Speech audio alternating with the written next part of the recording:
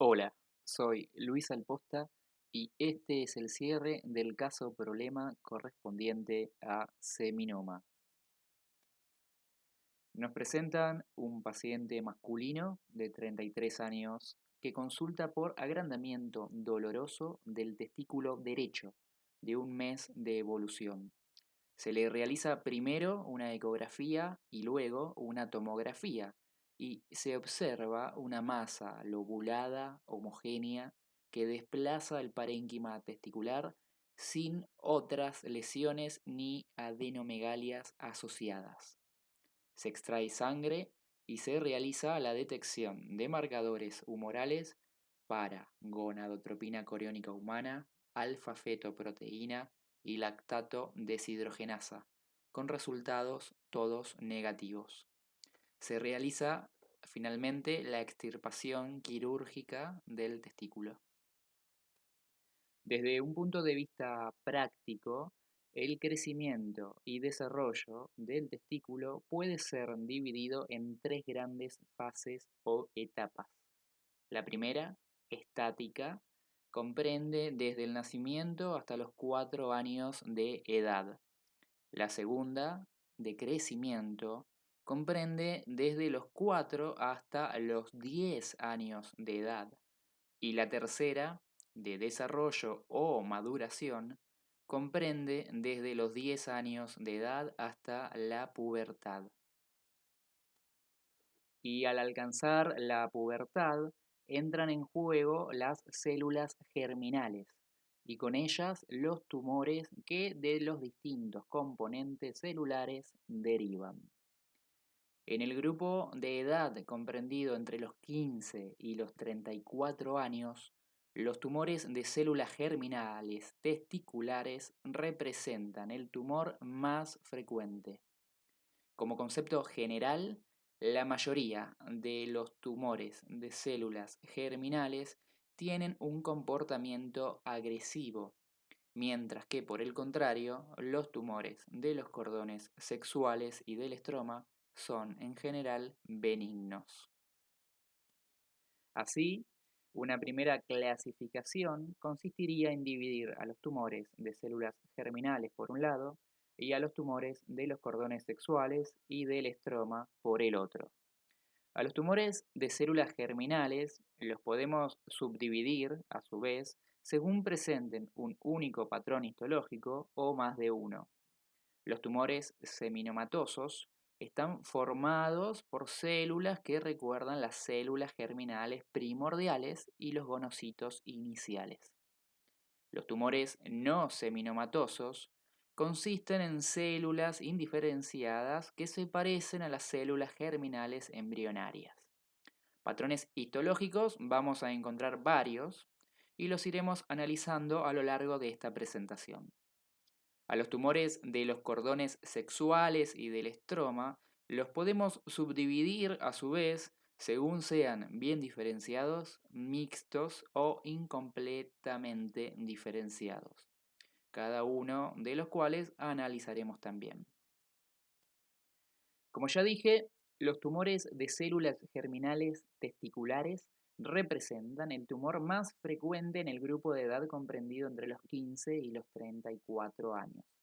Observen que los seminomas, graficados en rosa, representan el tumor de células germinales más frecuente y suponen hasta el 50% de todos los casos. Tengan presente también, como se puede apreciar en el gráfico anterior, que los tumores combinados representan un porcentaje no despreciable de los casos. Observen que el tamaño de ambos componentes tumorales puede ser similar, como se observa en la fotografía de la derecha,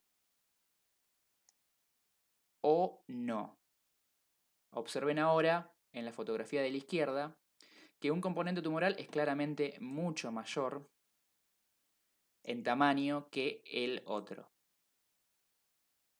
Es por ello que tienen que estar siempre muy atentos, tanto en la macroscopía como en la microscopía, y examinar muy bien la pieza quirúrgica en busca de segundos componentes tumorales.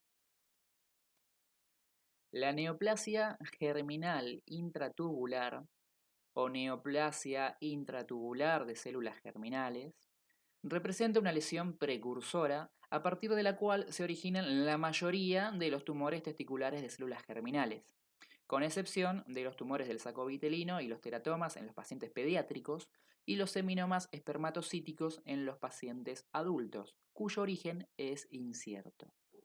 Por lo general, los tumores de células germinales se asocian a un espectro de trastornos que se conocen en conjunto como síndrome de digenesia testicular, que consiste en criptorquidia, hipospadias y esperma de baja calidad. Se propone que la neoplasia germinal intratubular se produce intraútero, es decir, antes del nacimiento, y queda latente hasta que el varón alcanza la pubertad. Estas lesiones están conformadas por células germinales primordiales atípicas con núcleos grandes y citoplasmas claros, cuyo tamaño es del doble que el de una célula germinal normal, como se observa en la microfotografía de la esquina superior izquierda. Observen, estas células atípicas están aplicadas directamente contra la basal de la luz. El citoplasma claro se debe a la presencia de glucógeno. La tinción con técnicas de inmunistoquímica para fosfatasa alcalina placentaria es positiva en la membrana de estas células en el 97% de los casos. Aproximadamente el 50% de las personas con neoplasia germinal intratubular desarrollan tumores de células germinales invasivos en los 5 años siguientes al diagnóstico. Como les anticipé, vamos a analizar cada uno de los distintos tumores que podemos observar en este grupo de neoplasias. Si no se especifica lo contrario, el término seminoma se refiere al seminoma clásico o típico. El seminoma espermatocítico, que veremos luego, a pesar de su nombre, es un tumor distinto que comentaremos más adelante.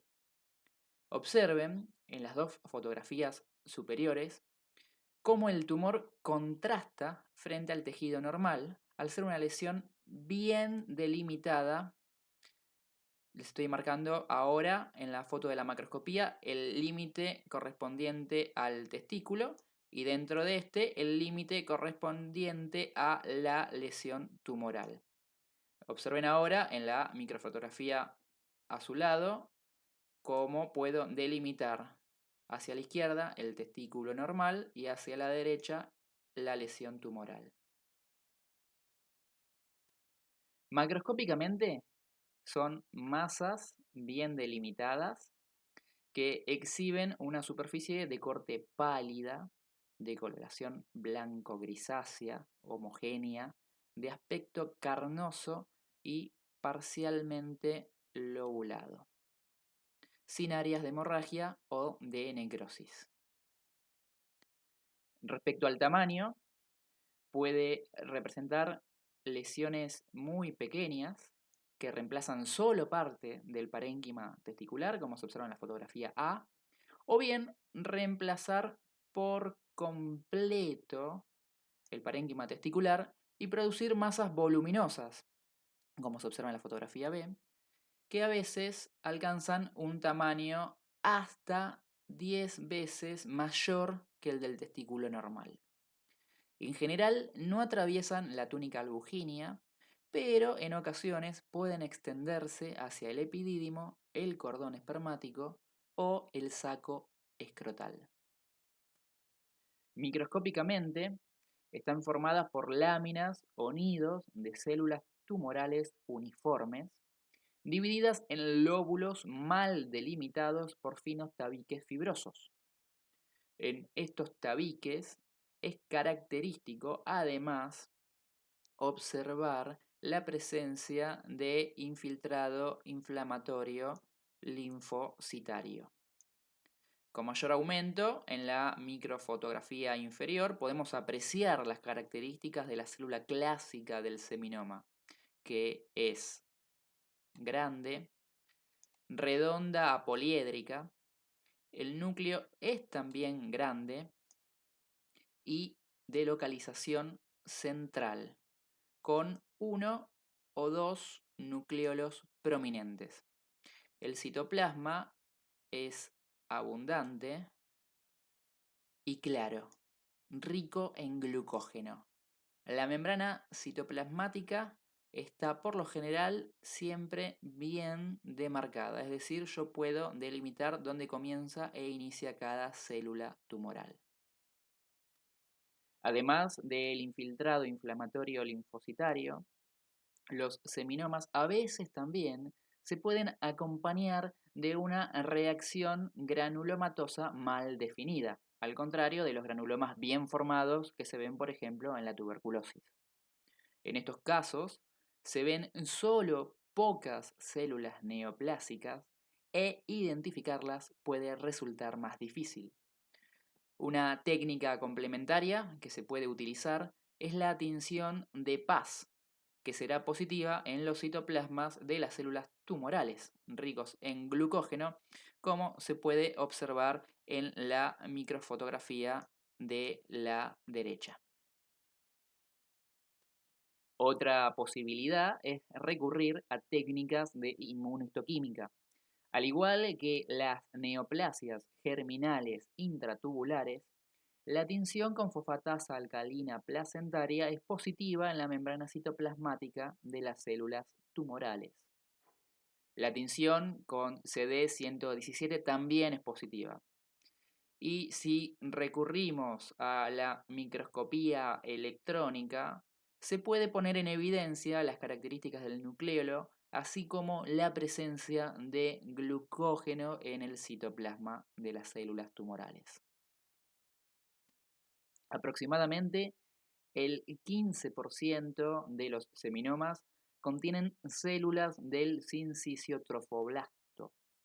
En este subgrupo de pacientes, y como consecuencia de la presencia de dichas células, las concentraciones séricas de gonadotropina coriónica humana están elevadas, pero no en el mismo grado que se observa en los coriocarcinomas, como veremos en próximas diapositivas.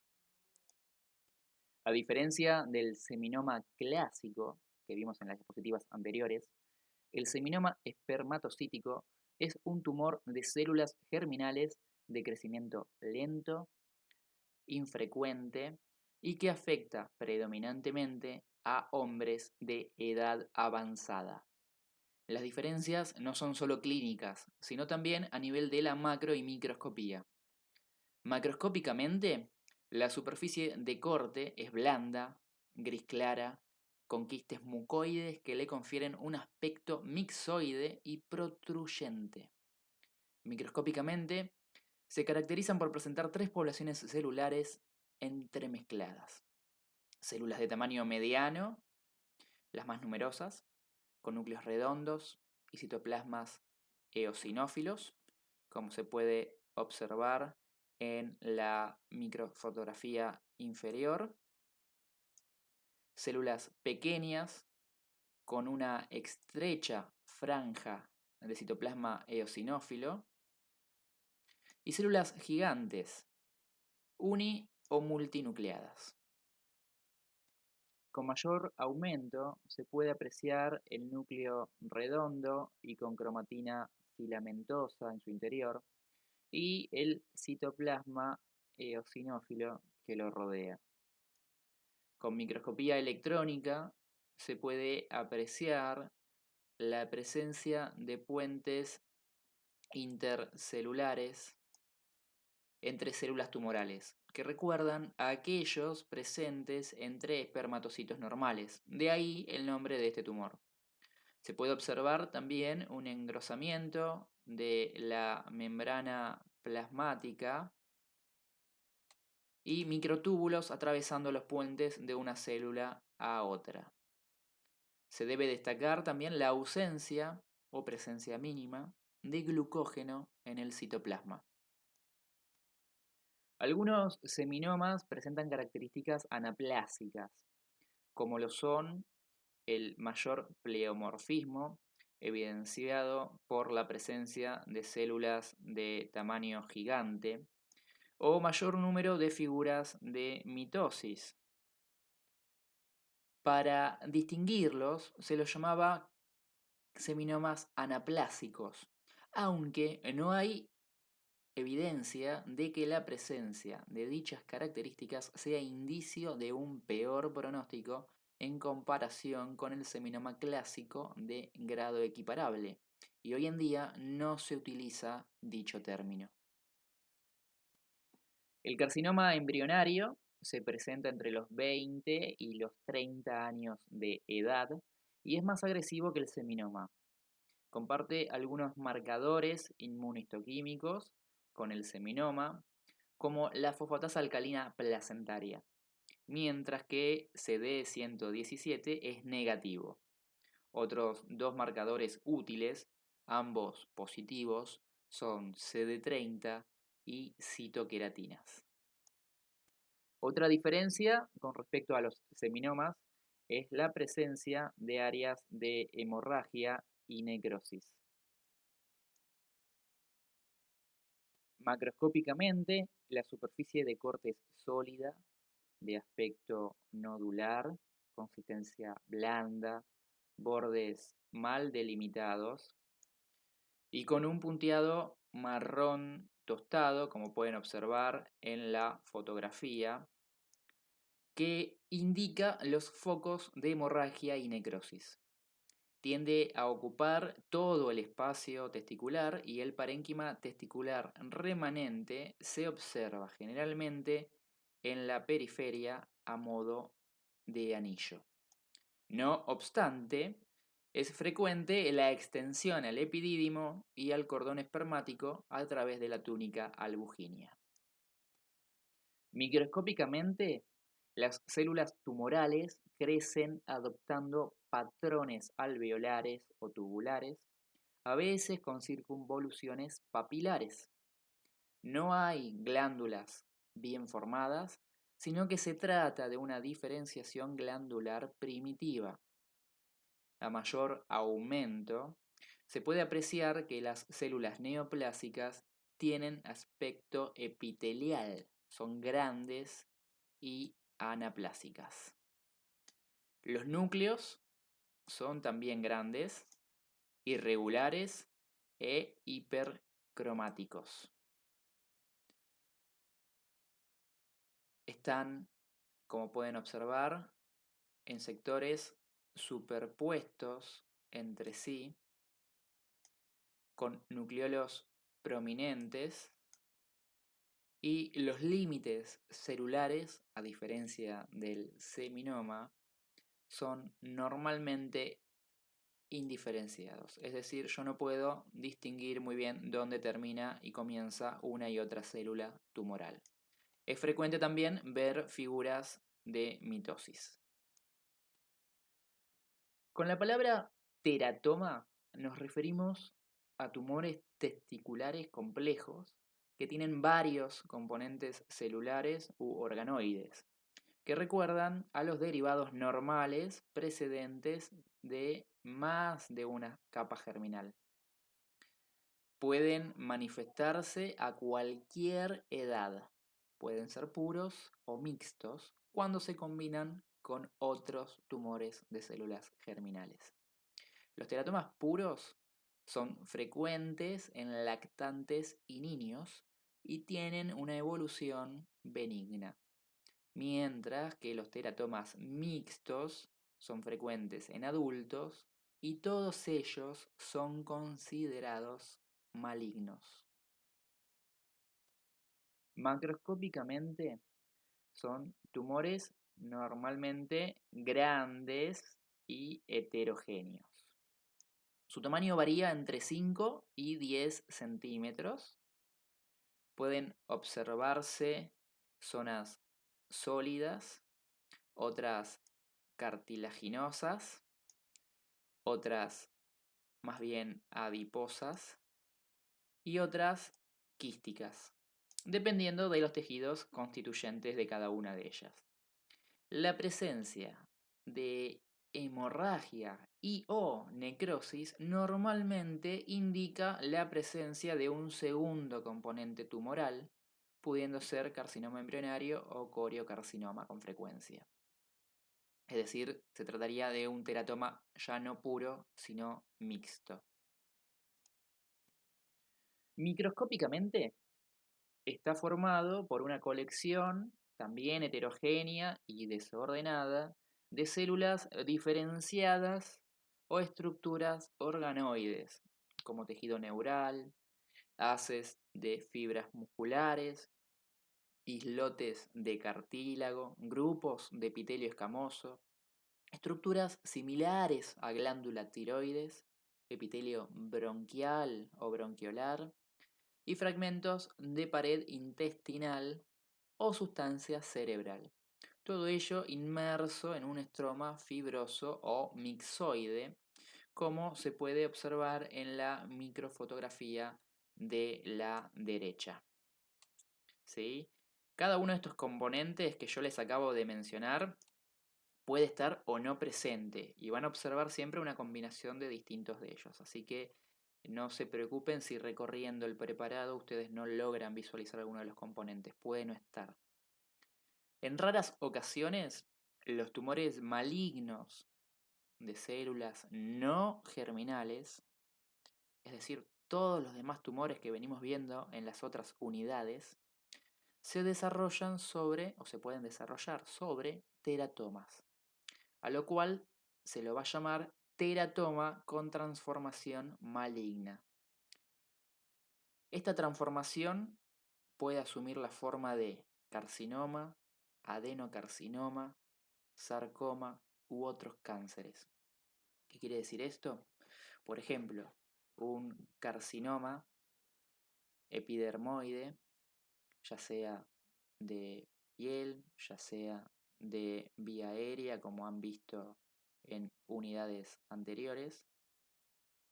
Si hay algún componente de epitelio escamoso o algún componente de epitelio bronquial o bronquiolar formando parte de mi teratoma, esas células que conforman ese epitelio pueden también malignizarse igual que lo hacen en sus localizaciones normales y sobre ellas desarrollarse un carcinoma. O bien en otras células un adenocarcinoma o bien un sarcoma u otros cánceres. Igual les recalco, este tipo de transformaciones malignas es rara y poco frecuente. Respecto a los tumores mixtos, el 60% de los tumores testiculares están compuestos por más de un patrón de los llamados puros y que hemos analizado hasta este momento.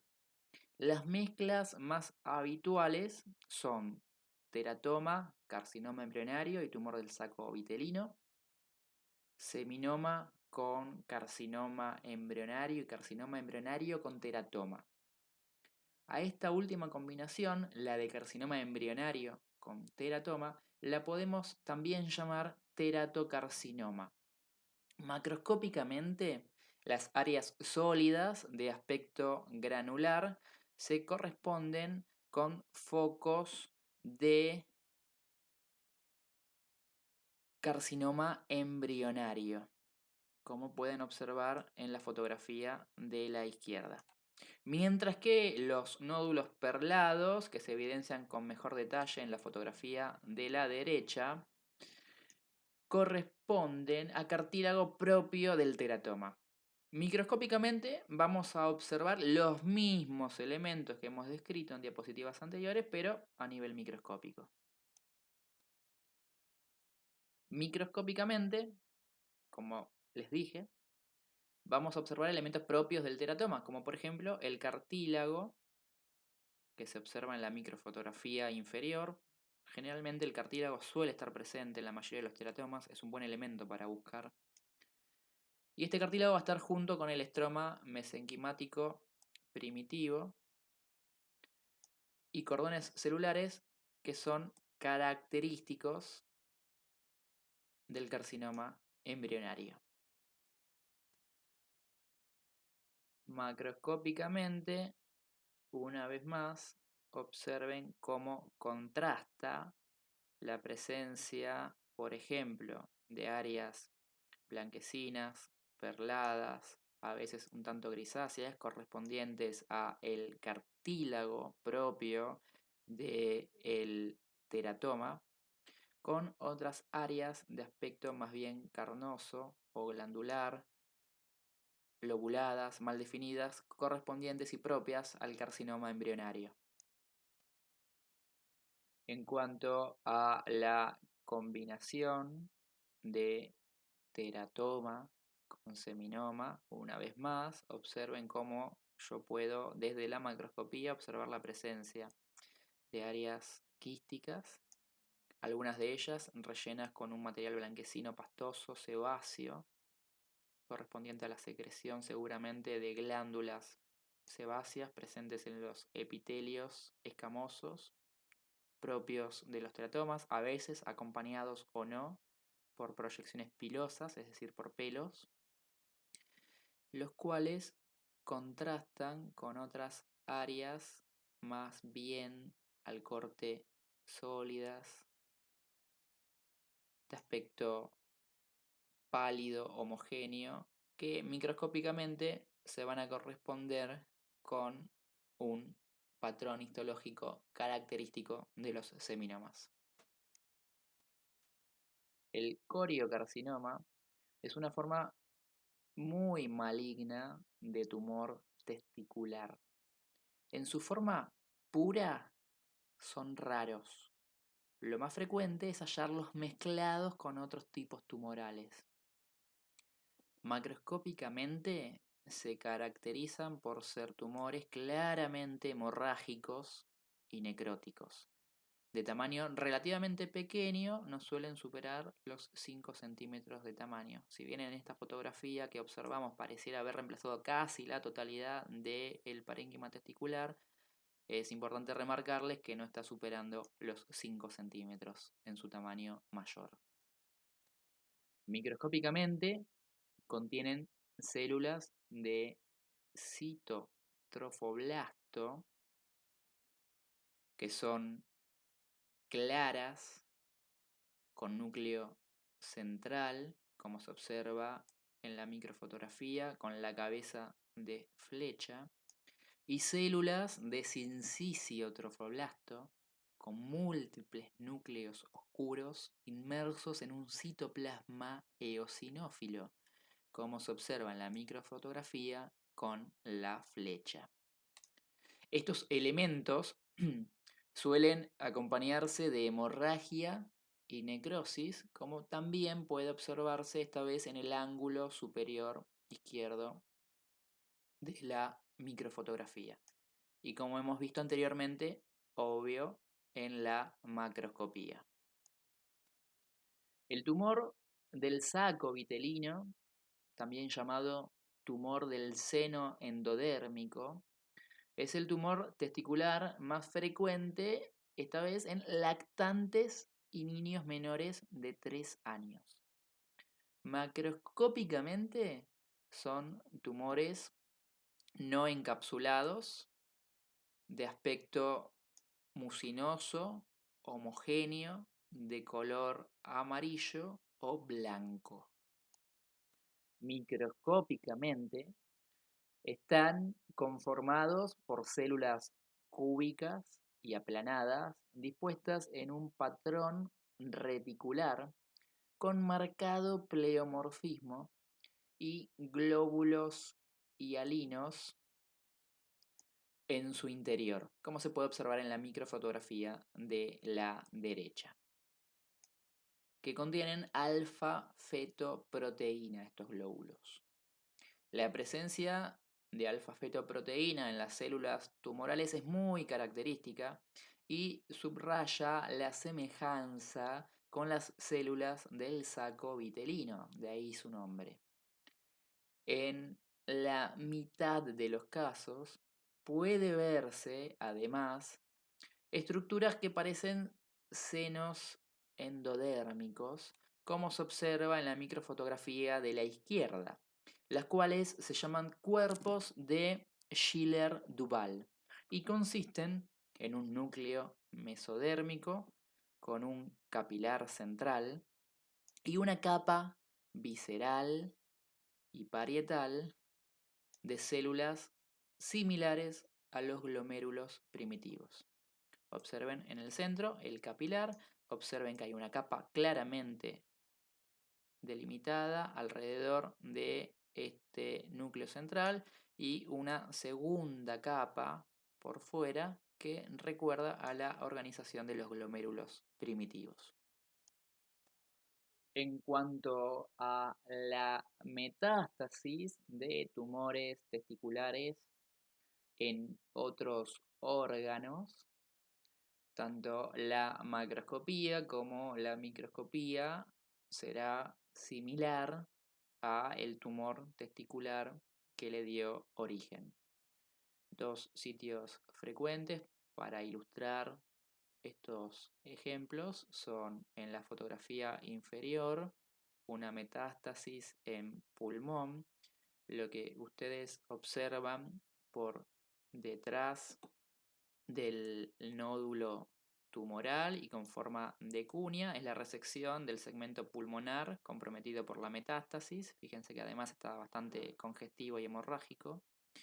Y lo que observan en la fotografía superior de aspecto nodular, un tanto irregular en su contorno, es una metástasis en retroperitoneo.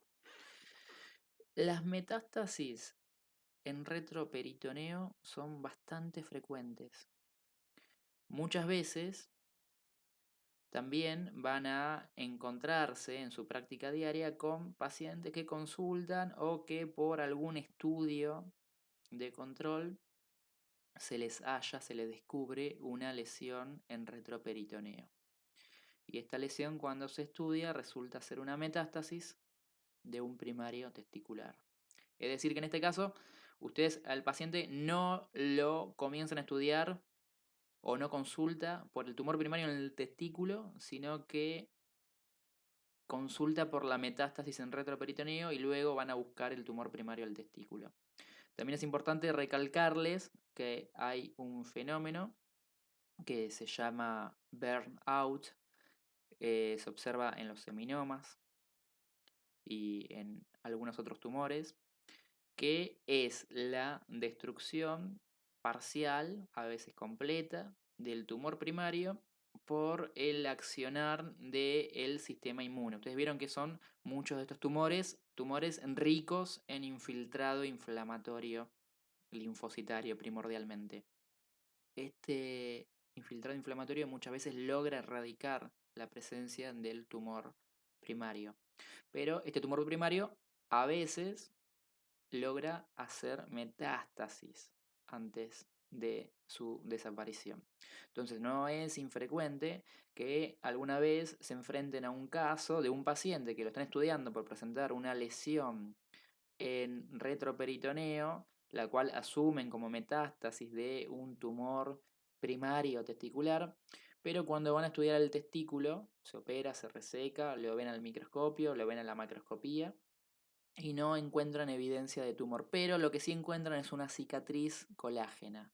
Esa cicatriz colágena lo que está representando es la localización previa del tumor que fue erradicado por acción del sistema inmune.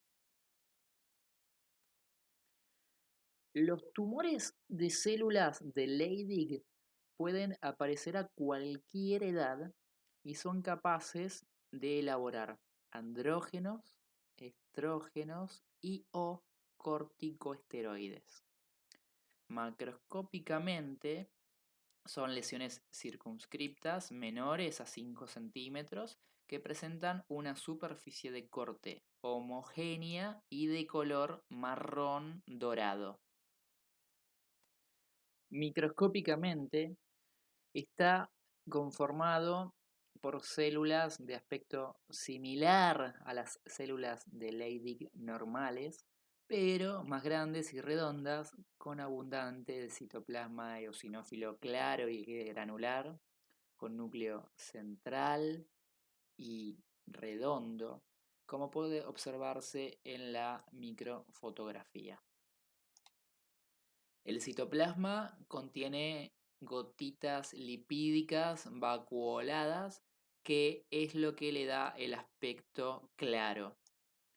También puede observarse a veces pequeños gránulos de pigmento lipofucsínico, y en un cuarto de los casos se observa además la presencia de unos cristaloides llamados de Reinke, que son alargados y se consideran característicos de esta entidad. No siempre es fácil poder demostrarlos con microscopía óptica. Vistos a la microscopía electrónica, tienen este aspecto.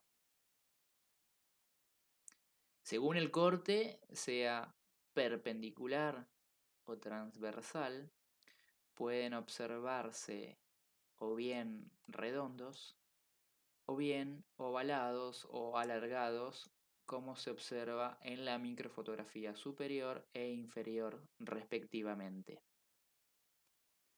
En contraste con los anteriores, la mayoría de los tumores de las células de Sertoli son hormonalmente silentes. Macroscópicamente son pequeños nódulos firmes, a veces multinodulares, con una superficie de corte homogénea, de color blanco grisáceo o amarillento. Microscópicamente, las células tumorales se organizan en trabéculas definidas que tienden a formar estructuras a modo de cordones o bien túbulos. La mayoría son de evolución benigna. Respecto al tumor de células de la granulosa, son tumores de lento crecimiento, usualmente benignos. Macroscópicamente son pequeños, menores a 5 centímetros, circunscriptos, disculpen, a veces encapsulados, de color amarillo, con superficie de corte sólida. Microscópicamente están conformados por células ovaladas o fusiformes, con hendiduras nucleares y nucleolo periférico. En cuanto a los linfomas testiculares, son linfomas no-Hodgkin agresivos. Representan el 5% de las neoplasias testiculares y son la neoplasia testicular más frecuente en los mayores de 60 años.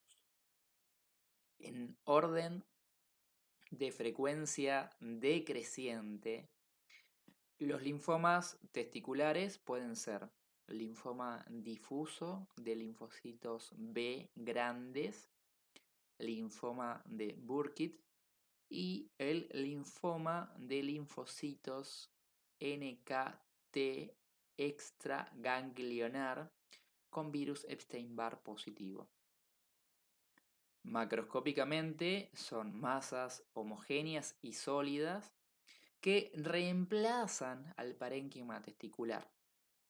Microscópicamente, el tejido linfoide neoplásico será distinto según el tipo de linfoma que se trate y se dispone entre los túbulos seminíferos, que van a tener un aspecto atrófico, rodeándolos y separándolos. Estas características las vamos a ver en mayor detalle cuando veamos el módulo de patología hemolinfoide. Otros tumores que pueden encontrar descritos en la literatura, y les recalco muy poco frecuentes, son el carcinoide y el sarcoma de Kaposi, cuyas características serán similares a las de este tipo de tumores cuando afectan otros sitios del organismo. También pueden encontrar metástasis de tumores primarios de otros órganos en el testículo, como por ejemplo melanoma o tumores de próstata, cuyas características microscópicas obviamente serán similares a las observadas en su localización primaria.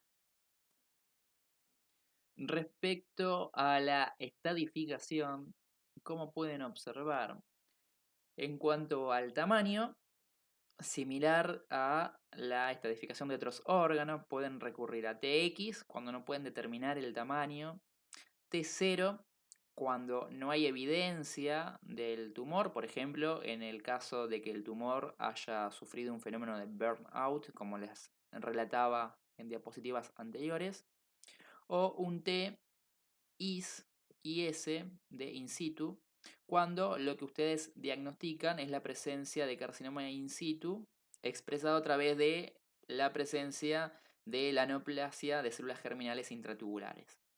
Ahora, cuando ustedes pueden determinar la presencia del tumor, tendrán que optar entre T1, T2, T3 y T4.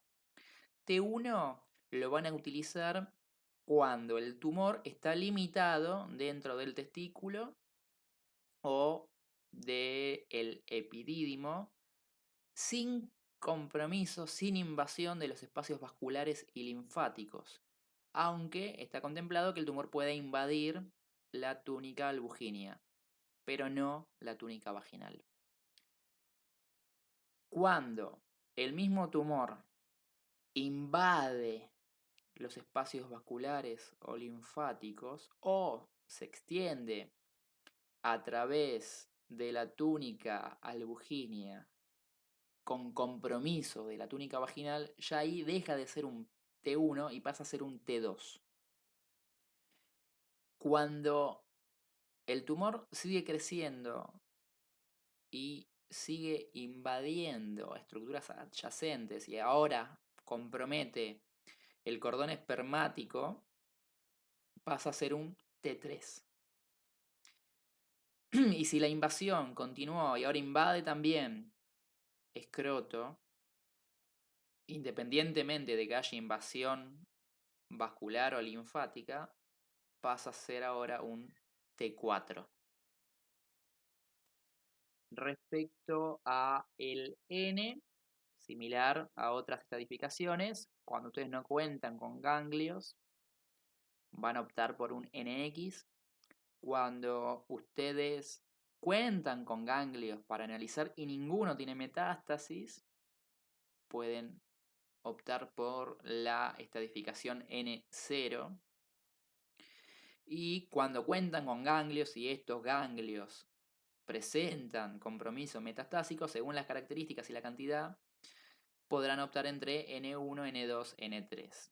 Respecto a la M de las metástasis, si hay metástasis a distancia presente, la estadificación será de M1, pudiéndola subdividir entre M1A y M1B, cuando en el primer caso, M1A, se observan metástasis, pero en ganglios linfáticos no regionales o en pulmón.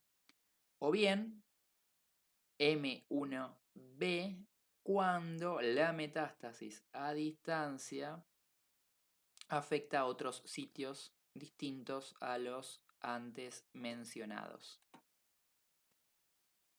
Este gráfico es para ponerles de una forma esquemática y un poco más simple como bien el tumor puede estar o bien limitado al testículo, lo cual no está graficado, o bien por continuidad extenderse comprometiendo la túnica albuginea, como se indica en el diagrama A, o bien por continuidad extenderse desde el testículo hacia la rete testis, el tejido estromal peritesticular, y si siguiera creciendo podría comprometer también epidídimo u otras estructuras adyacentes como ser los tejidos propios del cordón espermático.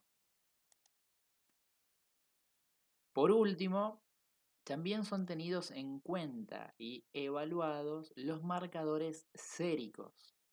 Estas determinaciones se hacen sobre una muestra de sangre.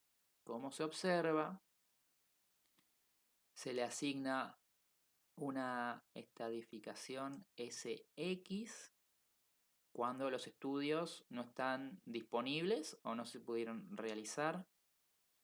S0 cuando los valores son normales y S1, S2 o S3 según el rango dentro del cual esté el valor anormal. Por ejemplo, en el S1 para la lactato deshidrogenasa se contempla cuando está por encima del valor normal, pero por debajo de 1,5 veces el valor normal.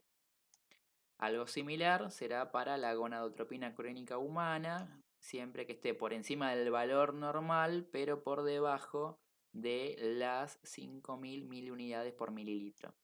Y en el caso de la alfa-fetoproteína, cuando esté por encima del valor normal, pero por debajo de los 1.000 nanogramos por mililitro.